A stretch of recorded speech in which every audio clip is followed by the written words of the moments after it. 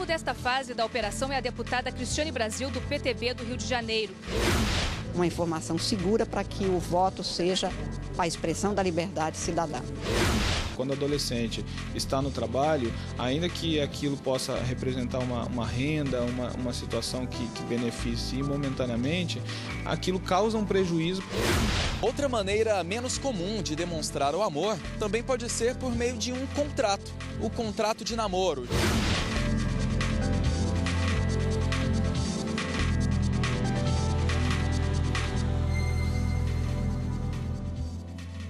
Boa tarde. Boa tarde. A Polícia Federal realizou hoje a segunda fase da Operação Registro Espúrio, que investiga fraudes na concessão de registros de sindicatos no Ministério do Trabalho. Uma das investigadas é a deputada federal Cristiane Brasil, do PTB do Rio de Janeiro. Nós vamos conversar agora a respeito deste assunto com a repórter Aline Barcelos, que tem mais informações. Boa tarde, Aline. Boa tarde, Cadu. Boa tarde a todos. Durante a investigação, a polícia descobriu que a deputada Cristiane Brasil controlava a aprovação dos registros que chegavam ao Ministério do Trabalho. Esses registros eram obtidos por meio de pagamentos de vantagens indevidas e não era respeitada a ordem dos pedidos que chegavam ao Ministério do Trabalho. Essa fase da operação envolveu 3 mandados de busca e apreensão aqui em Brasília e no Rio de Janeiro. Os mandados foram autorizados pelo Supremo Tribunal Federal. O STF autorizou também medidas cautelares, como a proibição de Cristiane Brasil frequentar o Ministério do Trabalho e também de ter contato com outros investigados lá na pasta, outros servidores que são investigados lá no Ministério do Trabalho. Por meio de sua assessoria, Cristiane Brasil disse que recebeu a operação com surpresa e que não tinha envolvimento nas decisões tomadas pelo Ministério. Voltamos ao estúdio. Obrigado, Aline. Aline Barcelos, ao vivo, com informações aqui no JJ1. Jornalistas e advogados se reuniram para debater a importância da liberdade de expressão nesta segunda-feira no Supremo Tribunal Federal. O seminário 30 anos sem censura, a Constituição de 1988 e a liberdade de imprensa, promovido pelo Conselho Nacional de Justiça, contou com a participação da presidente do STF e do CNJ, a ministra Carmen Lúcia. A ministra Carmen Lúcia participou do último painel do seminário. O tema foi o debate do momento, as fake news ou notícias falsas. Jornalistas e especialistas no assunto definiram o que seriam essas informações, como elas impactam na sociedade e o cuidado para não disseminar essas notícias, principalmente este ano em que teremos eleições. A Justiça Eleitoral brasileira é exemplar. O ministro-presidente Luiz Fux está trabalhando exatamente com esta preocupação e acho que esta deve ser uma ocupação de todo o cidadão brasileiro no sentido de não se deixar ludibriar por falsas notícias e buscar informações seguras, o que a imprensa cada vez mais livre haverá com certeza de dispor de instrumentos para combater as mentiras e que, portanto, comprometedoras daquilo que nós queremos. Uma informação segura para que o voto seja a expressão da liberdade cidadã. É preciso se discutir o acesso desses novos sites que usam robôs e novas tecnologias para fazer um jornalismo de qualidade baseado em evidências, baseado em estatísticas. Falar sobre censura para evitar que ela volte. O painel sobre novas e velhas formas de censura reuniu jornalistas como Helena Chagas e Carlos Lindenberg. Ambos falaram na importância de olhar para o passado e evitar na atualidade o chamado lápis vermelho que ocorria na censura prévia. É importante resgatar esse período negro, né, que nós vivemos, porque eu testemunhei com um repórter presença de censores dentro da redação do jornal onde eu trabalhava. A questão da censura, ela está hoje, digamos, um pouco mais suave, mas ela existe. As novas gerações de hoje que não viveram na ditadura militar, que não tiveram essa experiência da censura de maneira tão forte como meu pai e eu mesma, nós, né? Elas têm que conhecer, elas têm que saber o que aconteceu para valorizar a liberdade de imprensa, valorizar a liberdade de expressão. E ainda sobre as novas formas de censura, a especialista Judite Brito chamou a atenção aos ataques sofridos pelos jornalistas. Segundo ela, o Brasil é o 8º no índice global de impunidade em casos envolvendo jornalistas no exercício da profissão. A gente destaca a relação que existe entre a diminuição de protestos populares e com os casos ali listados, né, de violência contra jornalistas, porque, geralmente, esses protestos vêm acompanhados pela violência policial e de manifestantes. Ao encerrar o evento, a presidente do STF e do CNJ, ministra Carmen Lúcia, ressaltou que a liberdade precisa ser preservada e deve permanecer sempre na agenda de discussão de todos. Quem não pode se dizer senhor da própria ideia e expressá-la, vai se dizer senhor de quê? Que ilusão é essa de vida que nós estamos tendo? Este é um tema atual, porque se cuida de liberdade não se descuida em nenhum momento. As eleições são feitas para escolher os representantes nos municípios, estados ou na esfera federal. Mas existem também as eleições suplementares, que podem acontecer em qualquer período do ano. Mas o pleito é convocado apenas em situações extraordinárias.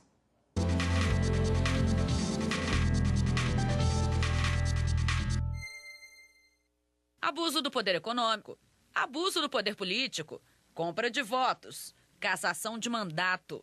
São exemplos do que pode gerar uma eleição suplementar. Hoje o artigo 224, parágrafo 3º do Código Eleitoral, fala que quando a Justiça Eleitoral caça o diploma, caça o mandato ou indefere o registro de candidatura de um candidato, tem uma nova eleição. Pode acontecer a eleição direta, mesmo suplementar, acontece até quando a vacância do cargo ocorre até 6 meses antes do término do mandato. É exatamente isso que o estado do Tocantins vive hoje. No primeiro turno da eleição suplementar, nenhum candidato conseguiu mais da metade dos votos válidos. E os eleitores vão voltar às urnas no dia 24 de junho. O cargo em questão é o governo do estado. O último foi condenado por arrecadação ilícita de recursos na campanha de 2014. 36 eleições suplementares em todo o país foram marcadas para 2018. Uma foi a do Tocantins, as outras são municipais. O Código Eleitoral prevê casos específicos para realizar novas eleições. Nulidade de votos, que atinja mais da metade da votação para os cargos majoritários, presidente da República, governador ou prefeito. Cassação do diploma ou a perda do mandato de candidato eleito em pleito majoritário, independentemente do número de votos anulados. A eleição é direta, menos se for definida a menos de 6 meses do final de um mandato. Quando existem irregularidades, o vice não pode assumir o cargo. Toda a chapa é vetada. Assumem os presidentes de câmaras ou assembleias. O processo eleitoral é o mesmo de toda eleição. A diferença está na data. Todo ano o TSE publica portarias com as possíveis datas de pleitos suplementares. Às vezes o prazo pode ser encurtado para algumas coisas. Por exemplo, agora esse de Tocantins foi tudo realizado em 2 meses. Mas tem propaganda eleitoral, tem registro de candidatura, as urnas eletrônicas funcionam com toda a segurança da eleição normal, é a mesma coisa para a eleição suplementar, é igual, é o mesmo procedimento. Presidente do Supremo Tribunal Federal, ministra Carmen Lúcia, mantém decisão que garante funcionamento de hospital público no interior da Bahia. Novamente vamos conversar com a reportagem da TV Justiça, porque sobre esse assunto tem mais informações o repórter Rafael Oliveira. Boa tarde, Rafael. Olá, Cadu. Boa tarde para você. Boa tarde a todos que acompanham o Jornal da Justiça.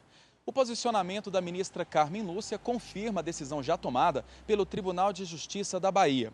Segundo a determinação, o Estado baiano deve repassar ao Hospital Regional de Juazeiro o valor de quase 6 milhões de reais referentes ao contrato emergencial de gestão.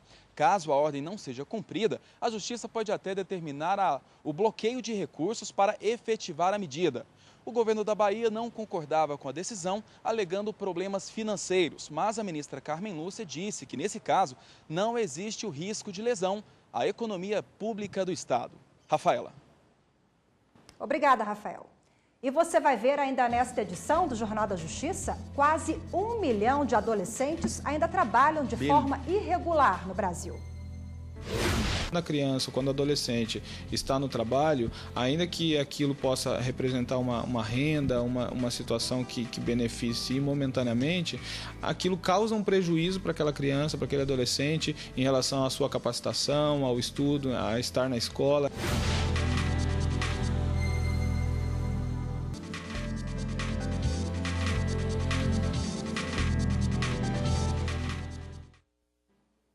O planejamento sustentável na administração pública é tema de um seminário no Superior Tribunal de Justiça. O evento busca estimular o debate entre especialistas, gestores e representantes de instituições públicas para disseminar o valor da responsabilidade socioambiental e a importância da racionalização dos gastos públicos. Esta é a 5ª edição do Seminário de Planejamento Estratégico Sustentável do Poder Judiciário. É um projeto que nós orgulhamos. E eu gosto sempre de dizer que neste caminho a presidente não está sozinha.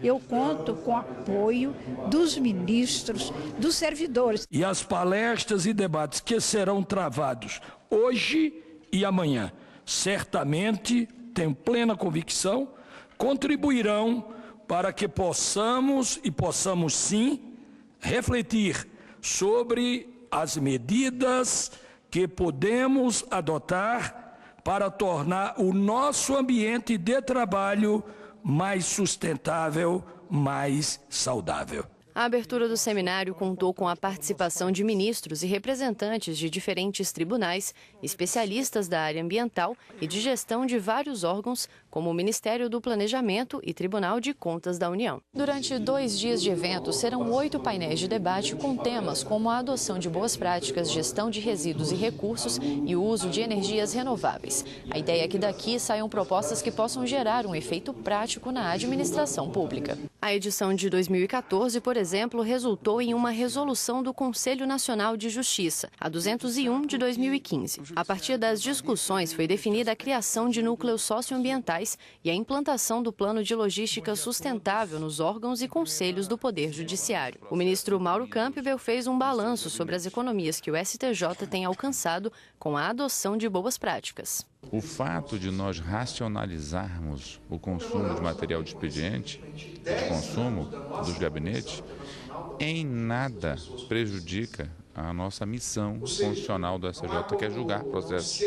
Ao contrário disso, eu demonstro com os dados do nosso gabinete que isso é perfeitamente compatível e incentiva que julguemos cada vez mais e melhor, utilizando os meios tecnológicos hoje disponíveis. Mas é preciso que também nós tenhamos a consciência de que nós precisamos olhar outros objetivos, como as desigualdades, a fome, a exclusão, a miséria. E o judiciário tem um papel importante na atuação pela consecução dos princípios constitucionais e é um agente de transformação social muito grande. Os números da exploração do trabalho infantil no Brasil vêm caindo ao longo dos últimos anos, mas o problema social persiste. Rafaela, quase 1 milhão de adolescentes ainda trabalham de forma irregular. No Brasil, uma realidade. Muitas crianças e adolescentes trocam a sala de aula pelo trabalho e, na maioria das vezes, em situação de risco. É um absurdo, né? Muito complicado, né? Ter criança e fazer isso. É certo, não. Segundo a Organização Internacional do Trabalho, 168 milhões de jovens entre 5 e 17 anos trabalham em todo o mundo. No Brasil, o número chega a 1 milhão e 800 mil crianças e adolescentes. Desse total, 998 mil estão em situação irregular e convivem com o perigo no trabalho. Os dados são da Pesquisa Nacional por Amostra de Domicílios Contínua do Ministério do Trabalho, divulgada pelo IBGE. O Ministério do Trabalho afirma ter uma política pública que tem como objetivo erradicar o trabalho infantil até 2025 e o trabalho forçado até 2030. A meta também faz parte dos prazos estabelecidos pela Organização das Nações Unidas. Apesar de ainda ser alto, o levantamento do Ministério do Trabalho apontou que o número de crianças e adolescentes encontrados em situação de exploração infantil no país demonstrou uma queda considerável nos últimos anos. Eram 3,3 milhões em 2014. Em 2015, caiu para 2,7 milhões. E em 2016 reduziu ainda mais. Quando a criança, quando o adolescente está no trabalho, ainda que aquilo possa representar uma renda, uma situação que beneficie momentaneamente, aquilo causa um prejuízo para aquela criança, para aquele adolescente, em relação à sua capacitação, ao estudo, a estar na escola. A maior dificuldade é realmente essa conscientização de que essa situação é prejudicial, mas isso tem avançado, a sociedade tem se conscientizado em relação a isso. Mas o secretário lembra que ainda é necessário um esforço muito grande para resolver de vez o problema. E destaca que existem metas graduais compartilhadas com a ONU para alcançar o resultado até 2030. Iniciativa Regional América Latina e Caribe Livre de Trabalho Infantil, onde se discutem políticas e formas de trabalho e se compartilham experiências para esse combate. Dentro do Mercosul também existe um plano regional de combate ao trabalho infantil e internamente existe a CONAET, a Comissão Nacional de Erradicação do Trabalho Infantil, buscando estratégias para verificar em cada região do país qual é a melhor forma de atuar nessa temática.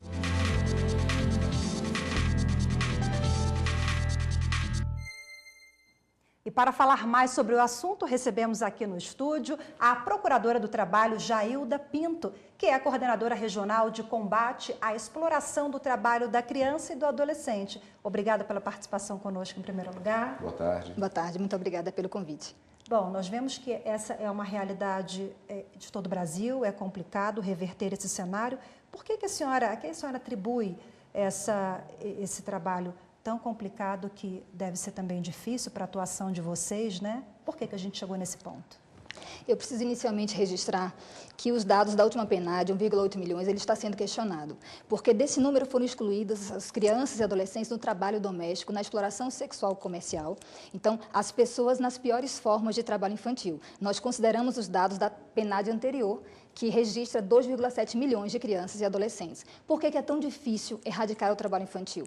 Porque o trabalho infantil acontece num cenário de extrema pobreza e vulnerabilidade das famílias e num ambiente cultural que possibilita, que permite, que tolera a prática do trabalho infantil. Também num espaço em que o adulto de referência, o adulto que sustenta essa família, tem baixa ou quase nenhuma escolaridade. Então, falar em erradicação do trabalho infantil tem que passar por políticas públicas de proteção da infância, que alcance também essas famílias, que muitas vezes também tiveram seus direitos violados nas faixas etárias de infância e adolescência. Estimulando aí a criança por uma necessidade, né?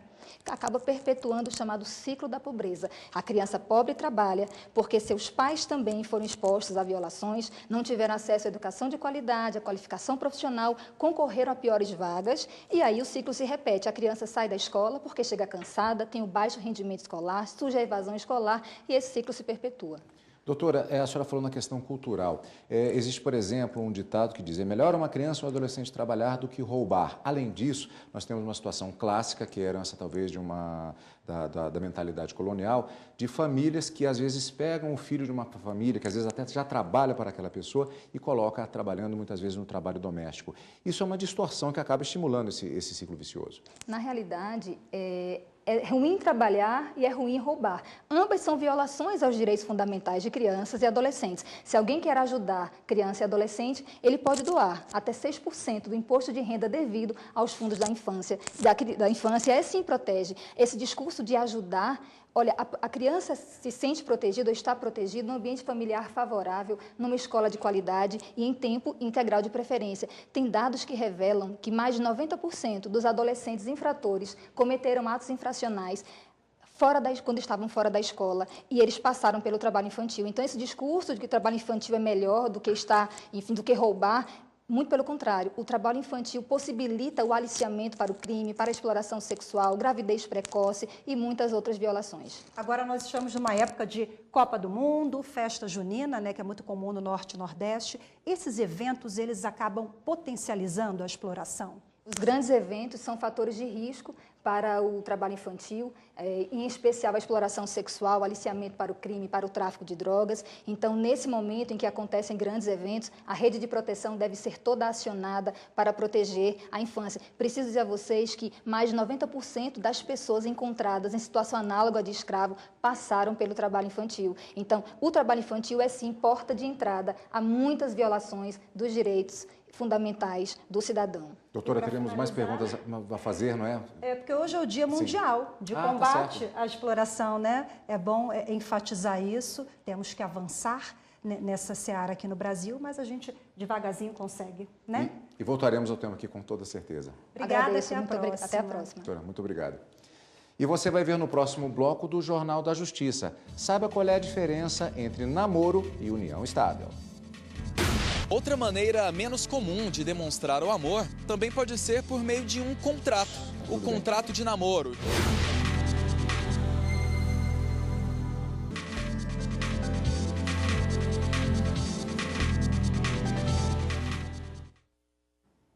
E hoje é dia de declarar o que se sente, de conquistar a quem se ama. Hoje é dia dos namorados. Tudo é muito romântico, mas Cadu, você já parou para pensar se existem implicações jurídicas quando um casal assume namoro? Pois é, Rafaela, na Faculdade de Direito já se diz, tudo é direito. E saiba que existe, portanto, até mesmo um contrato de namoro. Amo como ama o amor. Não conheço nenhuma outra razão para amar, senão amar. Que queres que te diga, além de que te amo, se o que quero dizer-te é que te amo? A poesia é uma maneira de demonstrar o amor. Outra forma é olhar nos olhos de quem se ama e fazer aquela declaração.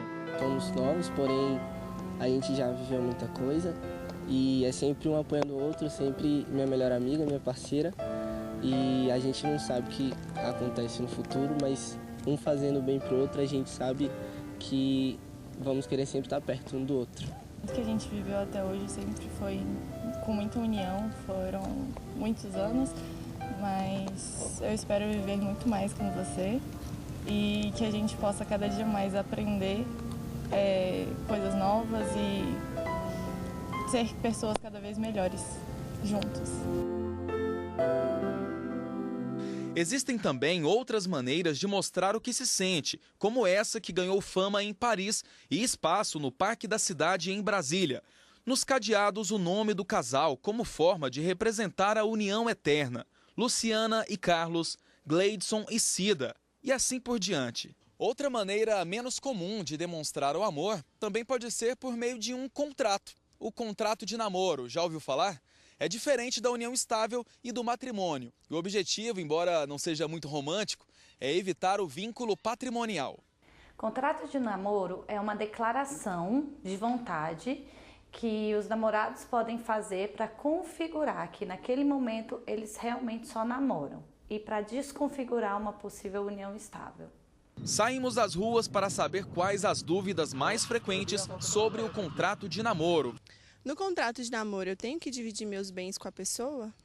Não. No contrato de namoro, não deve se especificar as questões patrimoniais, até porque um namoro não gera nenhuma obrigação patrimonial entre as partes. Quando o namoro termina, eu tenho direito à herança ou pensão? Quando a relação é só um namoro, as partes não têm nenhum direito patrimonial e nem direito sucessório. Então, com o fim do relacionamento, não se deve pagar nem pensão ou qualquer tipo de herança. Filho durante o namoro configura a união estável? Nem sempre. Deve-se analisar o caso concreto para avaliar se aquele filho foi concebido em uma união estável ou só no namoro. Então, deve-se lembrar que união estável é uma relação pública, contínua, duradoura e com o objetivo de constituição de família. No fim, o que importa é o amor. E será que há algum problema em namorar um colega de trabalho? E como lidar com a situação no dia a dia? É o que você confere agora na reportagem. Uma história de amor com um passado em comum que eles nem imaginavam.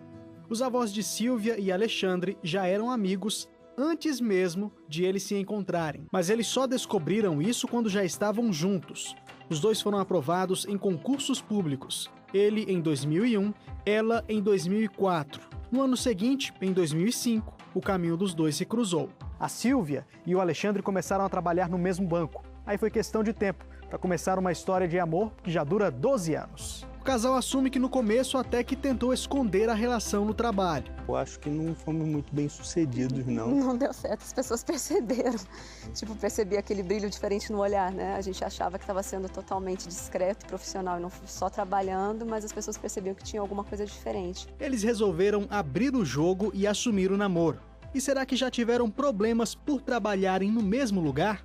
Não, nunca tivemos problema. Esse advogado trabalhista explica que casais podem sim trabalhar no mesmo lugar, desde que não descumpram norma interna da empresa, nem reduzam a produtividade devido ao relacionamento. Bom senso, obviamente, né? E a cautela com relação a carícias e mensagens. A empresa não pode mandar embora pelo fato deles namorarem. Eles têm que ter cometido algum tipo de infração, algum tipo de falta. A empresa ela não pode interferir na relação do casal ou do particular, né, do seu empregado, fora do ambiente de trabalho. O Tribunal Superior do Trabalho condenou uma empresa a indenizar um empregado dispensado por justa causa por namorar uma colega. De acordo com a ação trabalhista, a empresa demitiu o trabalhador por ele ter descumprido a orientação que não permitia o envolvimento, mesmo fora das dependências profissionais. Em primeira instância, o juízo considerou o Código de Ética da empresa inconstitucional.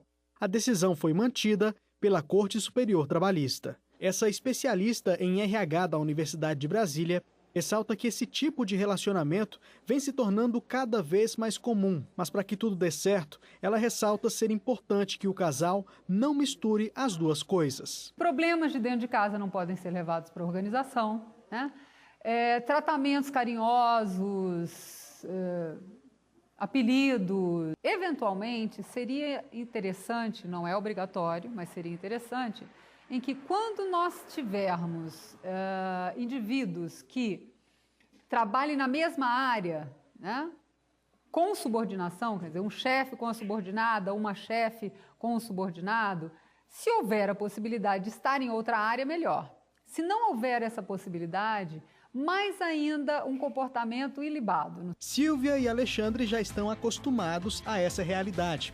E tem dado certo? 12 anos, sim.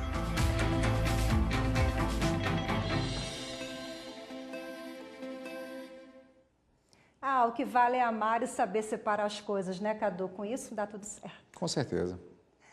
E lembrando que você pode acessar a nossa programação, rever reportagens e os programas da emissora no nosso novo canal da TV Justiça no YouTube. É muito simples, é só acessar youtube.com/TV Justiça Oficial. Se inscreva no canal e aproveite o melhor da nossa programação. E hoje nós ficamos por aqui. Obrigado pela audiência e até amanhã. Boa tarde e até amanhã.